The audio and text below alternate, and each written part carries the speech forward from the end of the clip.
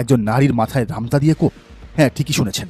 ঢাকা 4 আসনে জামায়াতের সংসদ সদস্য প্রার্থী সৈয়দ জয়নুল আবেদিনের দাঁড়িপাল্লা প্রতীকের গণসংযোগে এই ন্যাক্কারজনক ঘটনা ঘটেছে।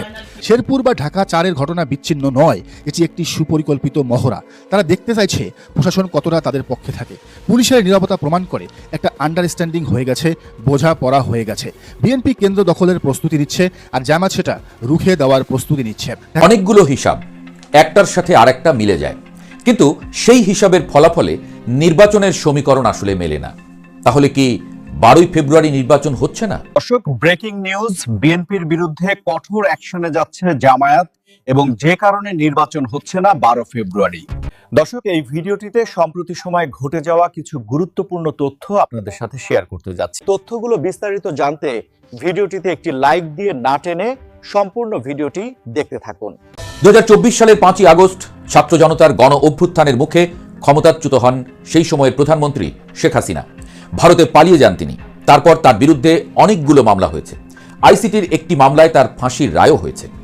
অথচ এই নির্বাচনের বছরে এসে একের পর এক মামলা থেকে অব্যাহতি পাচ্ছেন তিনি। প্রথম মামলাটি ছিল জুলাইয়ে এক ব্যক্তির নিহত হওয়ার মামলা। পুলিশ তদন্ত করে পেয়েছে ওই ব্যক্তি নিহত হননি, তাই এখন মামলার বাদীর বিরুদ্ধেই মামলা করা হচ্ছে। এর পরের ঘটনা আরও ভয়ানক। জুলাই আন্দোলনে আহত ব্যক্তির পক্ষে মামলা করা হয়। সেই মামলাতে জুলাইয়ে আহত ওই ব্যক্তিকে খুঁজে পায়নি পুলিশ। শেখ হাসিনা সহ 115 জন বিবাদীর সবাইকে মামলা থেকে অব্যাহতি দেওয়া হয়। এরই মধ্যে আরেকটি বড় খবর, বুধবার আইসিটি আদালতে হাজির হন আইসিটি আদালতেই মৃত্যুদণ্ডপ্রাপ্ত মাওলানা আবুল কালাম আজাদ, যাকে বাচ্চু রাজাকারও বলা হয়। বাচ্চু রাজাকারের বিচার হয়েছে আন্তর্জাতিক অপরাধ ট্রাইব্যুনালে। এই একই আদালতে শেখ হাসিনারও বিচার হয়েছে। বিচারের শুরু থেকেই মাওলানা পলাতক ছিলেন।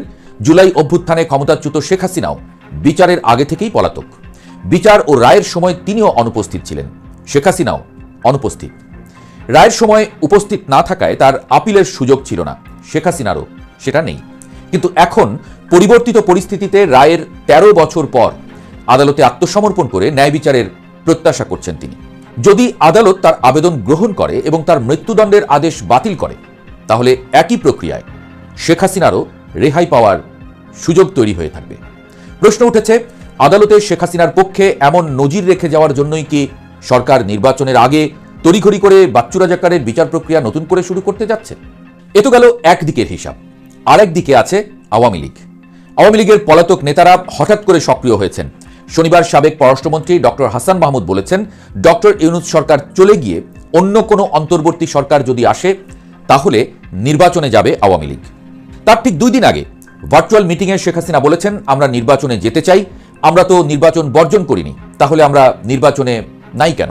অঙ্কের আরও হিসাব বাকি আছে। এই যখন অবস্থা, ঠিক সেই মুহূর্তেই জামায়াতের নেতৃত্বাধীন 10 দলীয় জোটের শরিক জুলাই আন্দোলনের তরুণদের সংগঠন এনসিপি নির্বাচন বর্জন করার কথা বলছে। রোববার সংবাদ সম্মেলন করে দলের নির্বাচন পরিচালনা কমিটির প্রধান এবং সাবেক উপদেষ্টা আসিফ মাহমুদ সজীব ভুঁইয়া একথা জানিয়েছেন। সোমবার এবং মঙ্গলবারও একই কথা বলেছেন এনসিপি নেতারা। নির্বাচন নিয়ে এই যে অনিশ্চয়তা, এর মধ্যেই পৃথিবীর সবচেয়ে বড় 2টি গণমাধ্যম রয়টার্স এবং আল জাজিরা গুরুত্বপূর্ণ একটি প্রতিবেদন প্রকাশ করেছে, যেখানে তারা বলছে আগামী নির্বাচনে জামায়াত খুবই ভালো ফল করতে যাচ্ছে। তারা সরাসরি বলছে না জামায়াত ক্ষমতায় যাবে, তবে তারা বলছে জামায়াতের এই উত্থান বাংলাদেশের মধ্যপন্থী এবং সংখ্যালঘু সম্প্রদায়ের মধ্যে উদ্বেগ সৃষ্টি করেছে। হঠাৎ করে আন্তর্জাতিক মিডিয়া জামায়াতকে নিয়ে ভয় দেখাচ্ছে কেন? এই প্রশ্ন যখন, ঠিক তখনই সারা দেশে জামায়াতের নির্বাচন নিয়ে সহিংসতা প্রতিরোধের কমিটি করার খবর আসছে। এদিকে শেখ হাসিনার আশ্রয়দাতা দেশ ভারত বাংলাদেশ থেকে তার সব নাগরিকদের দেশে ফিরিয়ে নিয়ে যাচ্ছে। বাংলাদেশের বিভিন্ন দূতাবাস এবং উপদূতাবাসে কর্মরত ভারতীয়দেরকে বিশেষ বিমানে করে ভারতে ফিরিয়ে নেওয়া হয়েছে। অন্য নাগরিকদেরও বাংলাদেশে থাকার বিষয়ে সতর্ক করেছে দেশটি। এতগুলো খবর, এত ঘটনা, সবগুলোই একটা আরেকটার সঙ্গে সম্পর্কিত। কিন্তু এর মধ্যে আপনি কি কোথাও দেখতে পেলেন 12ই ফেব্রুয়ারি নির্বাচন অনুষ্ঠিত হতে যাচ্ছে? কিংবা নির্বাচন যদি হয়ও, নির্বাচনের পর আপনি দেশে সুষ্ঠু স্বাভাবিক কোনো পরিস্থিতির ইঙ্গিত পাচ্ছেন? সবগুলো ঘটনা থেকে একটা বিষয় পরিষ্কার, কোনো এক অজ্ঞাত শক্তি হঠাৎ করেই শেখ হাসিনা এবং তার দল আওয়ামী লীগকে সামনে নিয়ে আসছে। আপনাদের মনে থাকার কথা, ডক্টর ইউনূস কিছুদিন আগেই বলেছিলেন পতিত আওয়ামী লীগ নির্বাচন ভণ্ডুল করার চেষ্টা করছে। হাওয়ায় মিলিয়ে যাওয়া সেই আওয়ামী লীগকে এখন বেশ সক্রিয় দেখা যাচ্ছে। সর্বশেষ শেখ হাসিনার ছেলে সজীব ওয়াজেদ জয় আল জাজিরার সাথে সাক্ষাৎকারে যা বলেছেন তা খুবই ইঙ্গিতবহ। তিনি বলেছেন, দেশের 40% মানুষের প্রতিনিধিত্ব করা আওয়ামী লীগকে ছাড়া নির্বাচন সফল হবে না। তিনি একই সাথে বলেন, আমাদের প্রতিবাদে ক্র্যাকডাউন করা হলে সেটা সহিংসতায় পরিণত হবে। তিনি আরও বলেন, আমরা সহিংসতা চাই না, কিন্তু আপনি যদি কাউকে কোণঠাসা করেন, দেয়ালে পিঠ থেকে গেলে তারা কি করবে? আবারও একই প্রশ্ন, জয় যে প্রতিবাদের কথা বলছেন, সেই প্রতিবাদ কি তাহলে নির্বাচন ভণ্ডুল করার ষড়যন্ত্র? সেজন্যই কি প্রস্তুত হচ্ছে জামায়াত? সেজন্যই কি নির্বাচন বর্জনের কথা ভাবছে এনসিপি? কিংবা আরও স্পষ্ট করে জানতে চাই, আওয়ামী লীগকেই বা কেন হঠাৎ এত স্পেস দেওয়া হচ্ছে? তাদের ফিরে আসার পথ করে দেওয়া কিংবা নির্বাচনে আনার জন্যই কি এত আয়োজন? কিন্তু তারা তো বলেছে ইউনূস সরকারের অধীনে তারা নির্বাচনে যাবে না। তাহলে দেশের মানুষ 12ই ফেব্রুয়ারি নির্বাচনের মাধ্যমে একটি গণতান্ত্রিক ও স্থিতিশীল বাংলাদেশ দেখার জন্য অপেক্ষা করছে। সেই স্থিতিশীল বাংলাদেশ কি আসলেই আসছে? রেখে গেলাম অনেকগুলো প্রশ্ন। আপনি কি মনে করেন? কমেন্টে লিখুন। চোখ কান সজাগ রাখুন। গণসংযোগের কাজ, দাওয়াতি কাজ, নির্বাচনের কাজ করতে যায়। আজকের ভিডিওটি শুরু করতে হচ্ছে বুক ভরা ঘৃণা আর ক্ষোভ নিয়ে। রাজনীতিতে মারামারি হয়, তর্ক হয়, কিন্তু একজন নারীর মাথায় রামতা দিয়ে কোপ? হ্যাঁ, ঠিকই শুনেছেন। ঢাকা 4 আসনে জামায়াতের সংসদ সদস্য প্রার্থী সৈয়দ জয়নুল আবেদিনের দাড়িপাল্লা প্রতীকের গণসংযোগে এই ন্যাক্কারজনক ঘটনা ঘটেছে। 52 নং ওয়ার্ডের কাল্লাপট্টিতে যুবদলের সন্ত্রাসীরা রামদা দিয়ে কুপিয়ে আহত করেছে জামায়াতের রুকন ও মহিলা নেত্রী কাজী মারিয়া ইসলাম বেবিকে। তার মাথায় 4টি সেলাই লেগেছে। একজন পর্দানশীল নারী যিনি ভোটারদের দ্বারে দ্বারে যাচ্ছিলেন, তার উপর এই পৈশাচিক হামলা প্রমাণ করে বিএনপি এখন আর রাজনৈতিক দল নেই, তারা সশস্ত্র বাহিনীতে পরিণত হয়েছে। আজকের প্রথম পর্বে আমরা দেখব কিভাবে এই হামলার পরিকল্পনা করা হয়েছিল এবং এর নেপথ্যে কারা রয়েছে। ঘটনার মূল নায়ককে রমজান, স্থানীয় যুবদল নেতা। তার সবচেয়ে বড় পরিচয়, তিনি ঢাকা 4 আসনের বিএনপি প্রার্থী তানবীর আহমেদ রবিনের চাচাতো ভাই। হামলার কিছুক্ষণ আগে এই রমজানের নেতৃত্বেই জামায়াতের মহিলা কর্মীদের পথ রোধ করা হয় এবং অকথ্য ভাষায় গালিগালাজ করা হয়। প্রশ্ন হলো, প্রার্থীর ভাই যখন রামদা নিয়ে নারীদের উপর ঝাঁপিয়ে পড়ে, তখন সেই প্রার্থী এমপি হলে এলাকার মা বোনদের ইজ্জত কি নিরাপদ থাকবে? ঢাকার ঘটনা শেষ হতে না হতেই খবর এলো শেরপুর থেকে। সেখানে পরিস্থিতি আরো ভয়াবহ। শেরপুর 3 আসনে বিএনপি বা তথাকথিত তারেক বাহিনী বিনা উস্কানিতে জামায়াতের মিছিলে হামলা চালিয়েছে। একাধিক নেতাকর্মীর মাথা ফাটিয়ে দেওয়া হয়েছে। রাজপথ রক্তে রঞ্জিত। সবচেয়ে হতাশাজনক বিষয় হলো প্রশাসনের নীরব ভূমিকা। পুলিশ সেখানে উপস্থিত ছিল, কিন্তু তারা কার্যকরভাবে বিএনপির সন্ত্রাসীদের নিবৃত্ত করেনি, কোনো লাঠিচার্জ করেনি। তারা কি দর্শকের ভূমিকা পালন করছিল, নাকি ওপরের নির্দেশে চুপ ছিল? জামায়াত কর্মীরা দীর্ঘক্ষণ ধৈর্য ধরেছেন, ঢিল পাটকেল খেয়েও চুপ ছিলেন, সেনাবাহিনীর মধ্যস্থতার অপেক্ষা করেছেন। কিন্তু যখন পিচ দেয়ালে ঠেকে গেছে, তখন তারা অ্যাকশনে যেতে বাধ্য হয়েছেন। এদিকে আরেকটি ঘটনা দেখুন। বাপকা বেটা চাঁপাইনবাবগঞ্জ 3 তথা সদর আসনের বিএনপি প্রার্থীর ছেলে, তিনি হলেন হারুনের ছেলে। তিনি নির্বাচনে আচরণবিধি লঙ্ঘন করে জামায়াত নেতার টুটি চেপে ধরেছেন। নির্বাচন কমিশন তাকে শোকজ করেছে ঠিকই, কিন্তু এই মানসিকতা কি শোকজ করে ঠিক করা যাবে? এই ঘটনা আমাদের আওয়ামী শাসনের কথা মনে করিয়ে দেয়। তখন এমপি মন্ত্রীদের ছেলেদের দাপটে মানুষ তটস্থ ছিল। আজ 2026 সালে এসেও আমরা সেই একই চিত্র দেখছি। জামায়াত নেতার টুটি চেপে ধরা মানে ভিন্ন মতের টুটি চেপে ধরা। বিএনপি কি দেশকে আবার সে অন্ধকারের দিকে নিয়ে যেতে চায়? রাজনীতিতে মতভেদ থাকে, কিন্তু মির্জা ফখরুলের নিজের এলাকায় তার লোকেরা মজলুম জননেতা ছাত্র শিবিরের সাবেক সভাপতি দেলোয়ার হোসেনের ব্যানার ফেস্টুন ছিঁড়ে ফেলেছেন। এই পোস্টার ছিঁড়ে বিএনপি কি প্রমাণ করতে চায়? তারা কি এতটাই অসহিষ্ণু যে প্রতিপক্ষের ছবিও সহ্য করতে পারে না? টিভিতে মির্জা ফখরুল খুব সুন্দর করে গণতন্ত্রের কথা বলেন, কান্না করেন, কিন্তু মাঠে তার কর্মীরা পোস্টার ছিঁড়ছে, হামলা করছে। এই ডাবল স্ট্যান্ডার্ড বা দ্বিমুখী নীতি মানুষ ধরে ফেলেছে। মুখের কথা আর মাঠের কাজের এই অমিল বিএনপির জন্য বুমেরাং হবে। আওয়ামী লীগ আমলে আমরা দেখেছি সরকারের বিরুদ্ধে লিখলেই ওয়েবসাইট বন্ধ করে দেওয়া হতো। আজ কি দেখছি, বিএনপির বিপক্ষে নিউজ করায় সরকারি নির্দেশে একটি বহুল আলোচিত সংবাদ মাধ্যমের ওয়েবসাইট বন্ধ করে দেওয়া হয়েছে। এখন তো বিএনপি ক্ষমতায় নেই, তাহলে কার ইশারায় এই কাজটি হলো? প্রশাসনের ভেতরে লুকিয়ে থাকা বিএনপির দোসররাই যে এটি করেছে তা তো নিশ্চিত। এগুলো কি ফ্রি ফেয়ার ইলেকশনের নমুনা? মিডিয়া যদি স্বাধীনভাবে লিখতে না পারে, তবে সুষ্ঠু নির্বাচন হবে কিভাবে? বিএনপি কি এখনই মিডিয়া কন্ট্রোল শুরু করেছে? এটাকে ডিজিটাল ফেসিবাদ বা ডিজিটাল বাকশাল ছাড়া আর কিছু কি বলা যায়? আজকের আলোচনার মূল প্রশ্ন, বিএনপি কি আওয়ামী স্টাইলে ভোট চুরির রিহার্সেল দিচ্ছে?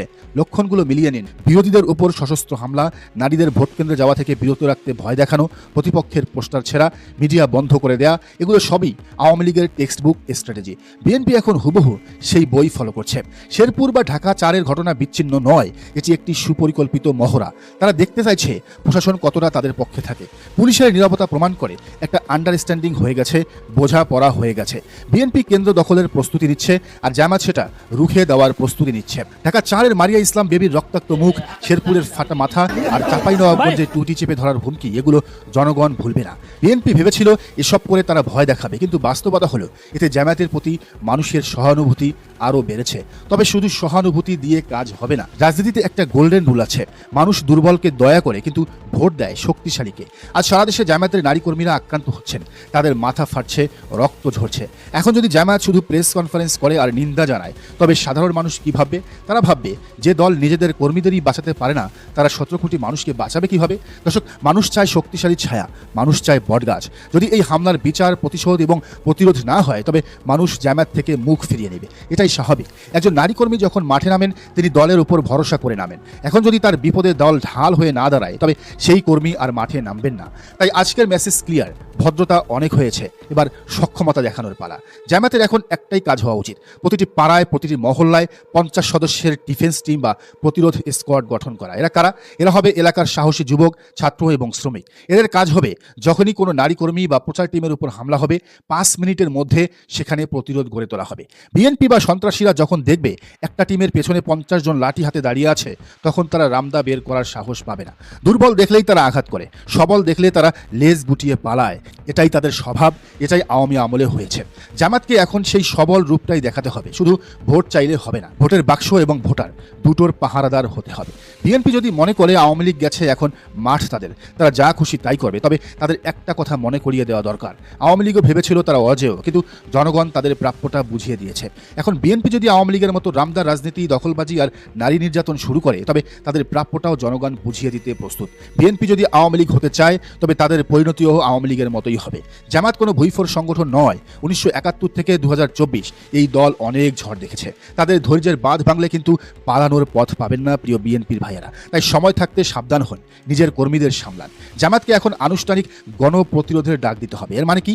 এর মানে হলো কোথাও কোনো জামাত কর্মীর উপর হামলা হলে শুধু জামাত নয়, পুরো এলাকাবাসীকে সাথে নিয়ে সেই সন্ত্রাসীদের ঘেরাও করতে হবে। থানায় জিডি করার দিন শেষ, এখন অন দ্য স্পট বিচার বা প্রতিরোধের সময়।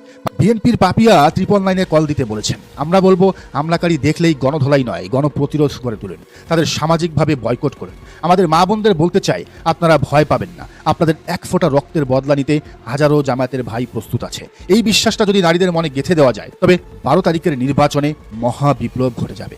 আজকের এই অ্যাকশন প্ল্যানের শেষ কথা, এটি জামায়াতের জন্য একটি লিডারশিপ টেস্ট বা অভিভাবকত্বের পরীক্ষা। মানুষ দেখছে সন্তান মার খাওয়ার পর বাবা কি করে। বাবা কি ঘরে বসে কাঁদে, নাকি লাঠি নিয়ে সন্তানকে বাঁচাতে দৌড় দেয়? জামাতকে এখন সেই প্রোটেক্টিভ ফাদার বা রক্ষক বাবার ভূমিকা নিতে হবে। পাড়ায় পাড়ায় দুর্গ গড়ে তুলেন, 50 সদস্যের টিম রেডি রাখুন। বিএনপি বা যারাই হামলা করতে আসবে, তাদের বুঝিয়ে দিন এটা 2024-এর নতুন বাংলাদেশ। এখানে পেশি শক্তি দিয়ে আর রাজনীতি করা যাবে না। যদি মারতে আসো, তবে পাল্টা মার খাওয়ার প্রস্তুতি নিয়েই আসো। দর্শক, এই ভিডিওতে আপনাদের সাথে সম্প্রতি সময়ে ঘটে যাওয়া গুরুত্বপূর্ণ তথ্য শেয়ার করা হলো। এই সম্পর্কে আপনার গুরুত্বপূর্ণ মতামত আমাদের কমেন্ট বক্সে জানিয়ে দিতে পারেন, আর ভিডিওতে একটি লাইক দিয়ে আপনার বন্ধুদের সাথে শেয়ার করতে পারেন। এখনকার জন্য বিদায় নিচ্ছি, আল্লাহ হাফেজ।